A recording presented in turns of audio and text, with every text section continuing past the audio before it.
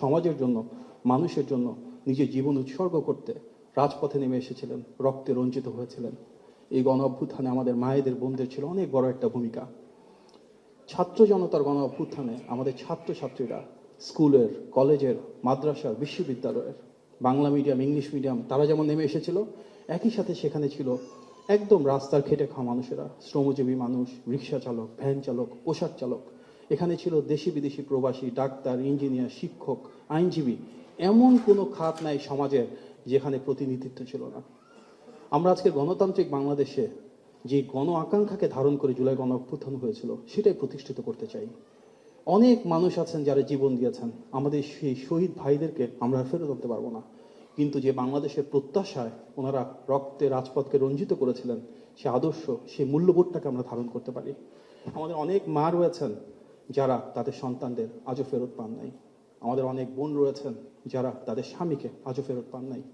আজকে যে গণতান্ত্রিক বাংলাদেশ, আমরা যদি তারা যে সাম্য, মানবিক মর্যাদা এবং সামাজিক সুবিচার প্রতিষ্ঠা করতে চেয়েছিলেন, তারা এমন একটি বাংলাদেশ গড়ে তুলতে চেয়েছিলেন যে সত্যি সার্বভৌম, এমন একটা বাংলাদেশ যেখানে মেধার মূল্যায়ন হবে, যেখানে বৈষম্য থাকবে না।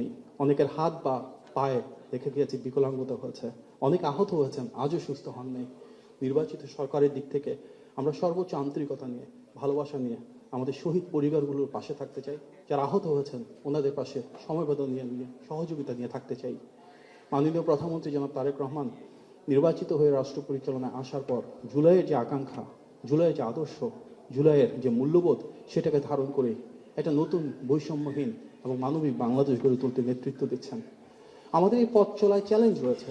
16 বছরের দীর্ঘ ফ্যাসিবাদকে হয়তো খুব স্বল্প সময়ে আমরা আমূলে পরিবর্তন করতে পারবো না, কিন্তু অন্ততপক্ষে আমরা চাই যে মায়েরা তাদের সন্তানদের জীবন দিতে হয়েছিল, সেই শহীদের মায়েদের যে প্রত্যাশার বাংলাদেশ, সেটা যেন গড়ে তুলতে পারি। আমি সেই রাজনৈতিক দল বিএনপির প্রতিনিধিত্ব করছি আজকে সরকারে, যে দলটির 400-এরও বেশি মানুষ শহীদ হয়েছিলেন এই জুলাই গণ অভ্যুত্থানে। হাজার হাজার মানুষ জীবন দিয়েছেন, গুম হয়েছেন ফ্যাসিবাদ বিরোধী 16 বছরের সুদীর্ঘ যে পটভূমি তৈরি হয়েছিল সেই সময়টাতে। আমরা বিশ্বাস করি আমাদের যে মূল পরিচয়, আমরা বাংলাদেশের পক্ষে, বাংলাদেশপন্থী রাজনীতি করতে চাই, বাংলাদেশপন্থী নীতিমালা করতে চাই। সেখানে ফ্যাসিবাদের বিরুদ্ধে গণতান্ত্রিক ঐক্যকে ধারণ করা প্রতিটি মানুষ এক। আমরা যদি সবাই এক বিন্দুতে দাঁড়িয়ে আসি, আমরা আমরা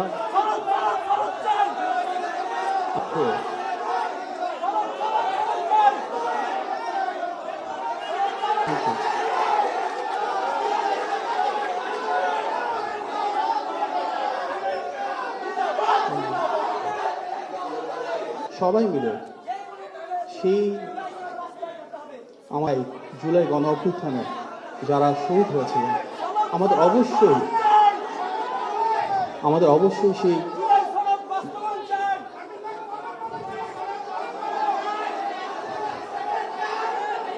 আমরা সবাই মিলে আমাদের বিচার যেমন নিশ্চিত করতে হবে, প্রতিটি হত্যাযজ্ঞ কেন হয়েছিল আমাদেরকে অবশ্যই সেই বিচার, আইন অনুশাসন নিশ্চিত করতে হবে। আমরা চাই জনগণের যে প্রত্যাশা, জনগণের যে আকাঙ্ক্ষা, সেটাকে ধারণ করে রাষ্ট্র পরিচালনা করতে আমরা সবাই মিলে কাঁধে কাঁধ মিলে একসাথে বাংলাদেশকে গড়ে তুলব। আমরা আইনের অনুশাসন প্রতিষ্ঠা করব এবং আমরা অবশ্যই প্রতিটি হত্যাকাণ্ডের বিচার একসাথে সবাই মিলে কাঁধে কাঁধ মিলে সুনিশ্চিত করবো ইনশাল্লাহ। আপনি সবাই ভালো থাকবেন। আসসালামু আলাইকুম।